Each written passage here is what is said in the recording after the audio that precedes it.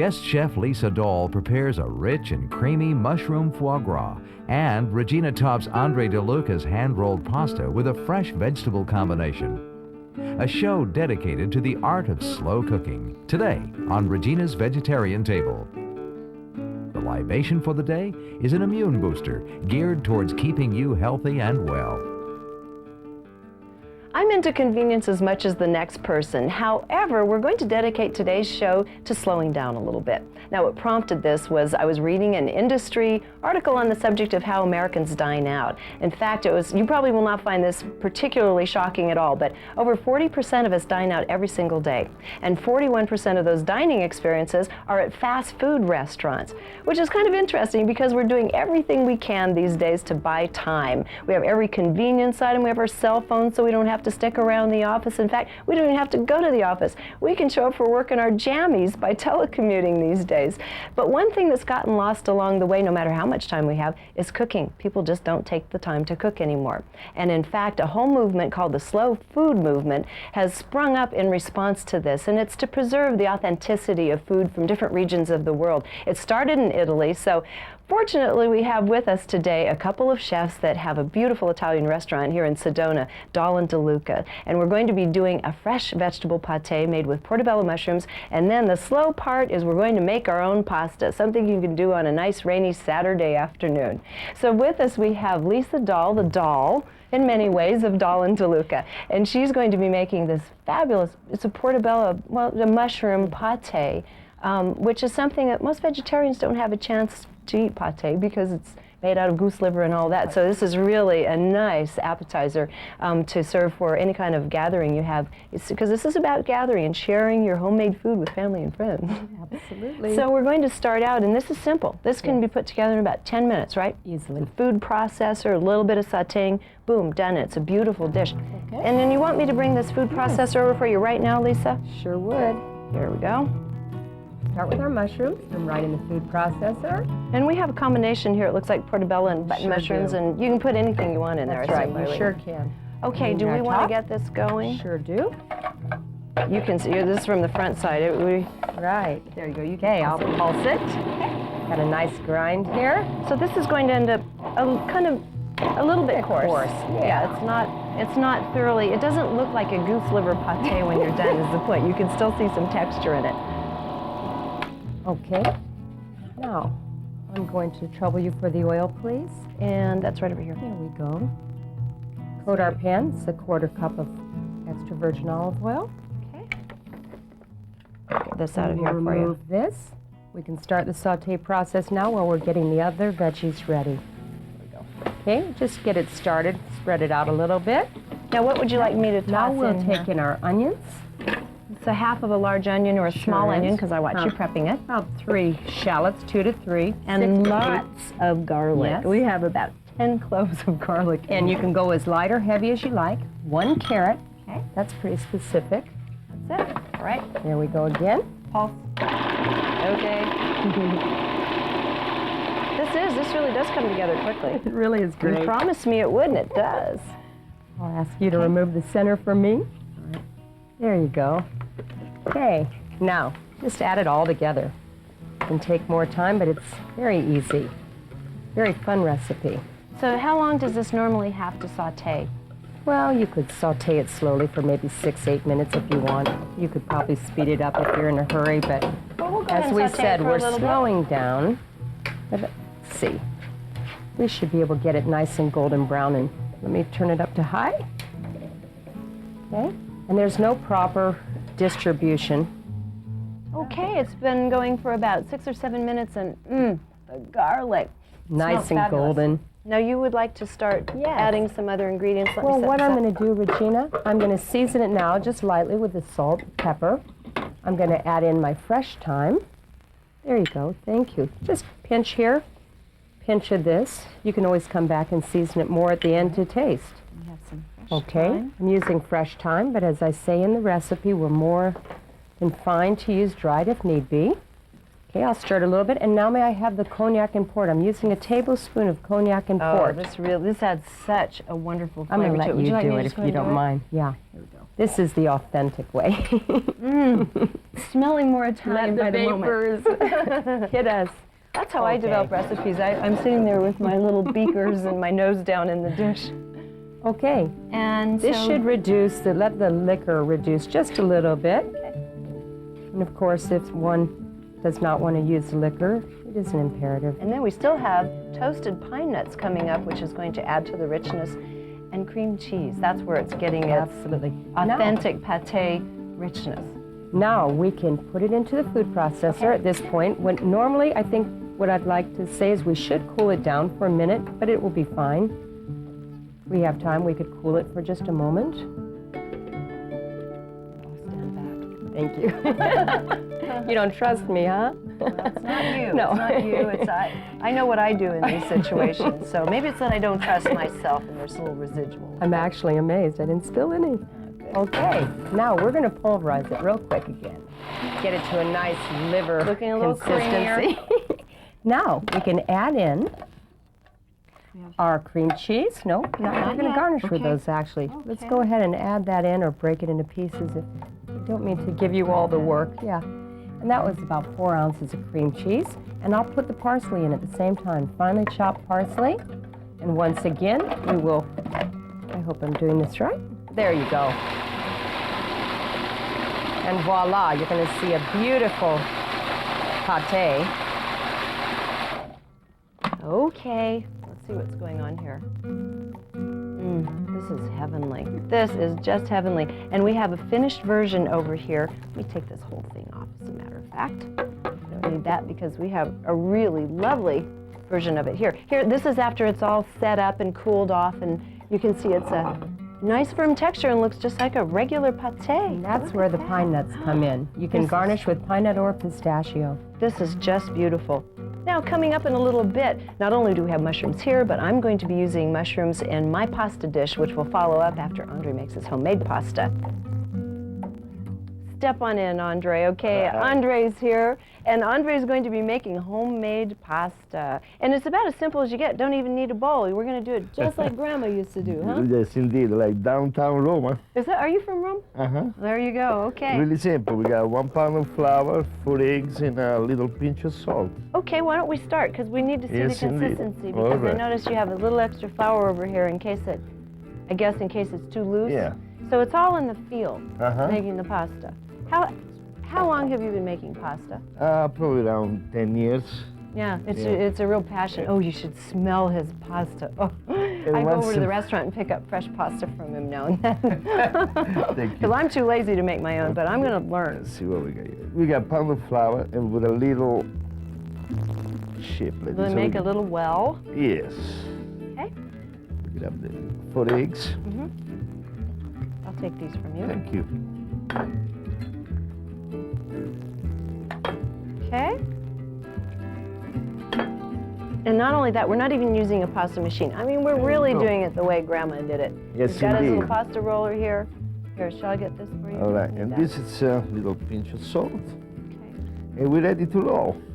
Really a little pinch of salt. Yes. If you didn't put any salt in at all. You need a little? Usually you put salt for fresh pasta in the water when Right. you boil it. Right. And you start having some fun. It takes around 10 minutes, until the flour disappears into the pasta dough with the eggs. Okay, so you just keep, now Yeah. you're just going to keep going in a circular motion. Just keep it rolling a little bit at a time. Until you got like a couple ounces of flour left in the dough. And after that began the fun. You have to put your fingers into I it. like that part. Right now I'm watching it and it's like scoop a little bit in there and speed it up. This is supposed to be slow. We're supposed to be It's a slowing down. Sunday afternoon.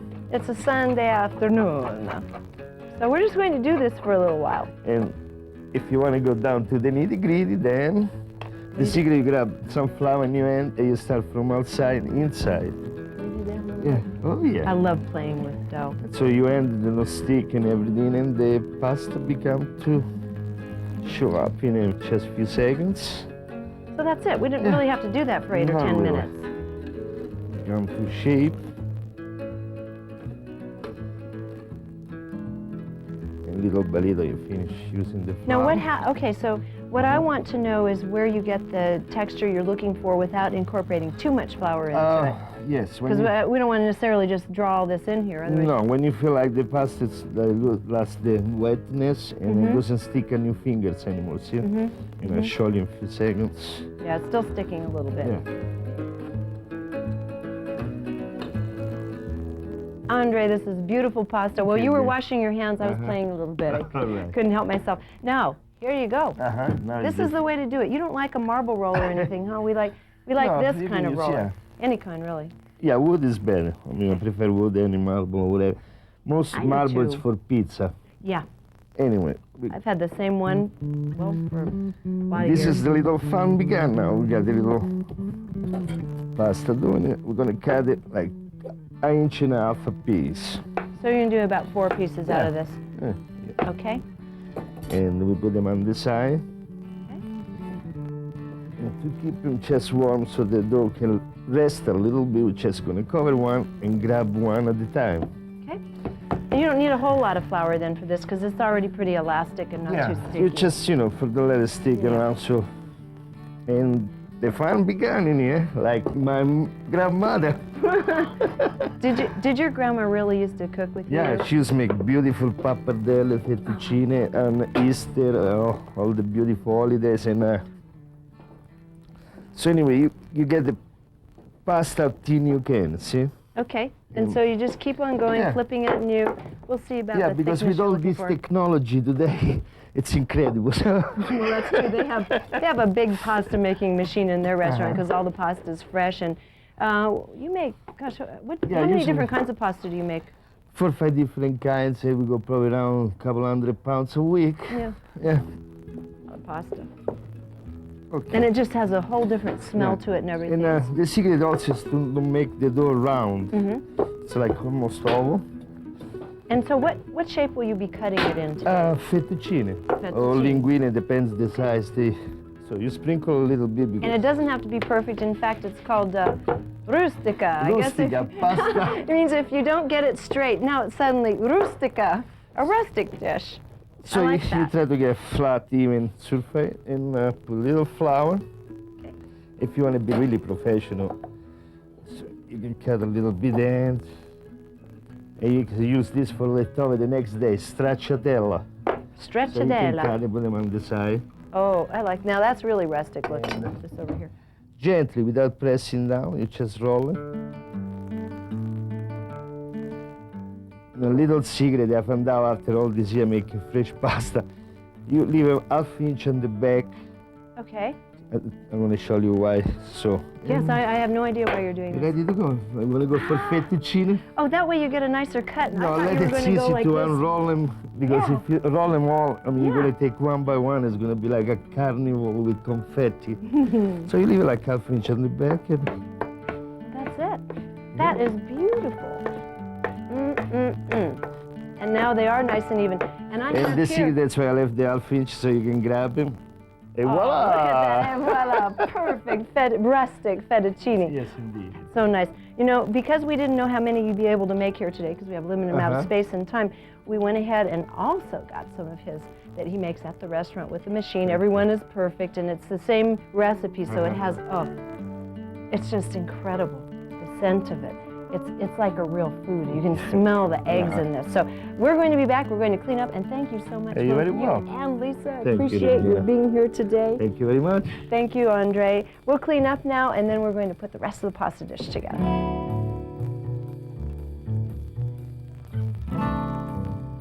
Today's Healthful Libation is about the immune system. We're putting some little immune system boosters into a morning smoothie, and it's a really good way to get it into the kids without having to fight them over a spoonful of this and a spoonful of that.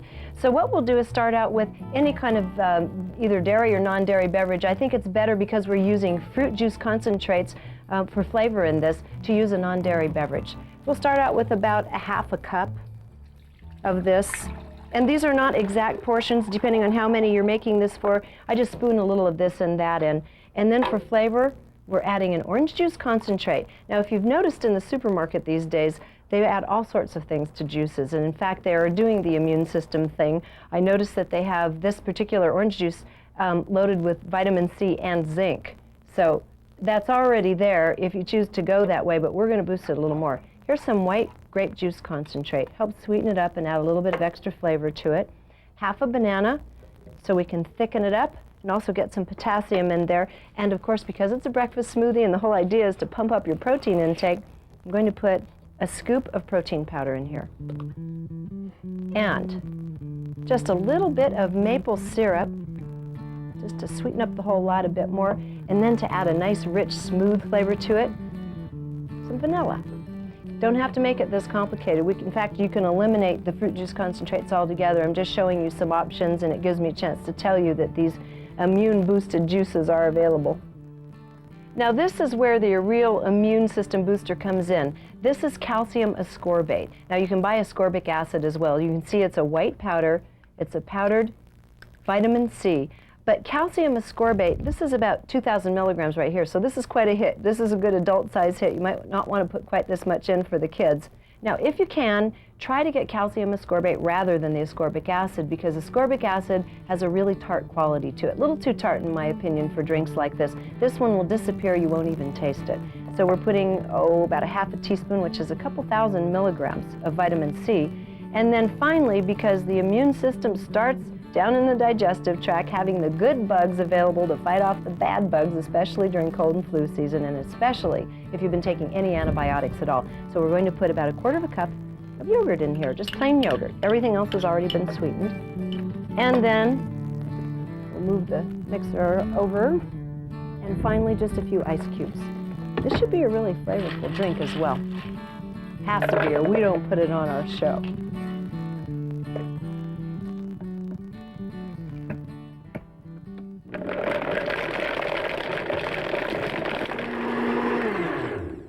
Okay, put it to the taste test here. I'll have to have one of you guys taste it back there, because I already know I like it.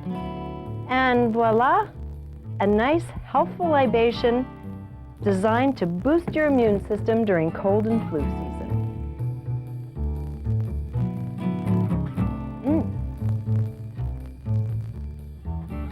Okay, now we're going to use Andre's pasta in this wonderful pasta dish that is nice and light, uses a lot of fresh ingredients, because I've kind of gotten away from the creamy, heavy types of pastas. It just doesn't feel as good these days. So we're going to start with, as you know, I usually do a little bit of the sizzling in vegetable broth. So we'll get a little vegetable broth going in the skillet here. And then we're going to use a combination of portobello and oyster mushrooms. And you can use any mushrooms you have on hand. These were what I had on hand, so this is what's happening. And I like using a little bit of the oyster. Adds a little different texture and a little bit different flavor to the dish. A little more saturated mushroom flavor. And then we'll put in some red pepper. You don't have to use the red pepper. It's as much for color as it is for flavor in this particular recipe. We'll get these vegetables going for just a couple of minutes here. And I'm going to go ahead and add some shallots. I love using shallots in many recipes. It's just a really intense oniony flavor. We have one large shallot right here, very finely minced, and some garlic. We have about 4 cloves of garlic. So this is a very Roman style of dish. We're following in Dahlin DeLuca's footprints here with lots of garlic. And let's let this go for about 4 or 5 minutes until the mushrooms start cooking down a bit. And then we'll add a little bit of balsamic just to give it a spike in the flavor. And then the southwestern flair, which is chilies. In fact, while this is cooking for a bit, this was just made. When I bought it yesterday, they just brought them in. These beautiful strands of chilies, which you can find every kind of strand of chili here in the Southwest. And I like this particular one. It's kind of interesting looking with the cloves of garlic. So the whole thing is really fresh. I just peeled off a few of these and crushed them, and about three of these little chilies equals about 1.5 teaspoons of crushed red pepper. We're going to be using that to spike this up, give this traditionally Italian dish a little bit of a southwestern flair. Okay, we softened up the mushrooms a little bit now. We'll add a little bit of balsamic vinegar. And you don't need a super expensive 25-year aged balsamic for this, just about a tablespoon of it, just enough to get a little bit of that astringent quality and some interest in the flavor. And then we're adding, again, about 1 teaspoon to 1.5 teaspoons of chili flakes, depending on what your palate can handle.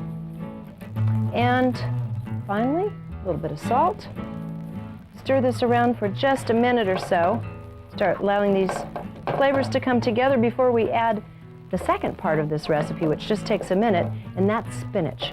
We're going to make a wilted spinach pasta, which is, it adds not only a little bit of color to it, a little bit of texture to it and flavor, but also a lot of nutrients. So,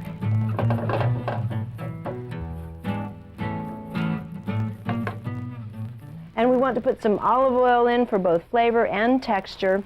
Again, we've already cooked without it, so we're not going to have too much of contact with the pan on the olive oil.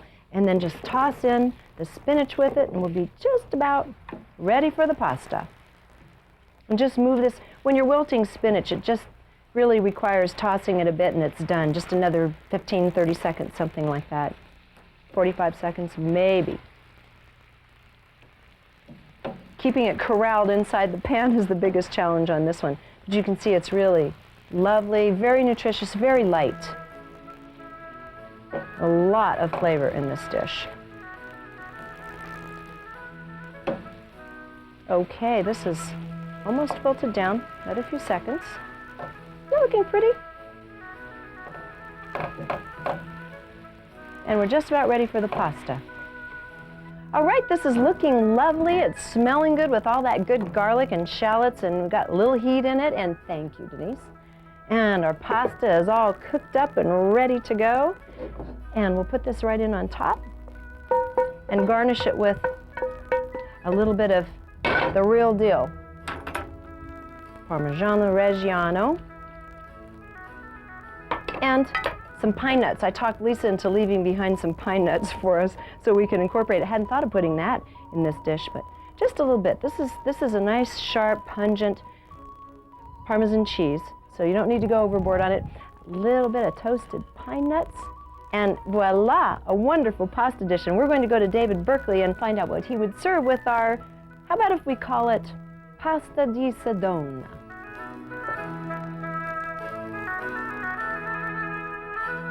Regina, you mentioned the word of pasta, and I will, like many people, start thinking of Italy.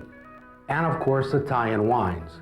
Now, for this pasta dish, I think we're talking about Italy again, but not wine from Italy, but rather wine that is made from Italian grape varieties that are produced in the United States.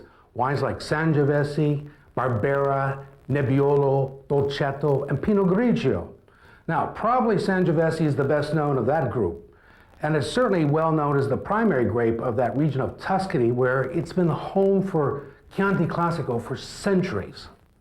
Now, in the New World, Sangiovese is only just coming of age, gaining style and character. And some of the most interesting efforts are being made by Americans who have an Italian heritage, and they're embracing that heritage by producing, say, old world style wines from those Italian grape varieties.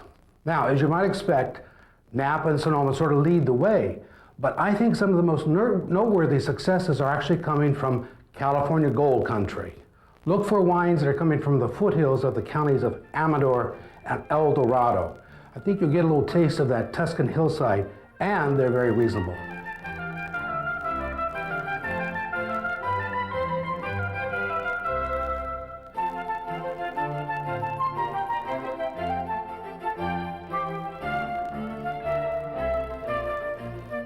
One pleasant little surprise today was, even though we were focusing on slow cooking, Andre showed us it only takes about 5 or 6 minutes to do our own homemade pasta, and we don't need a lot of machinery for it. So with that in mind, let's take a Sunday morning just like Andre and Grandma used to do and get our hands in some dough and make up a beautiful dish to share with our family and friends. Until next time, santé! To find out more about Regina's Vegetarian Table, visit our PBS online website at pbs.org.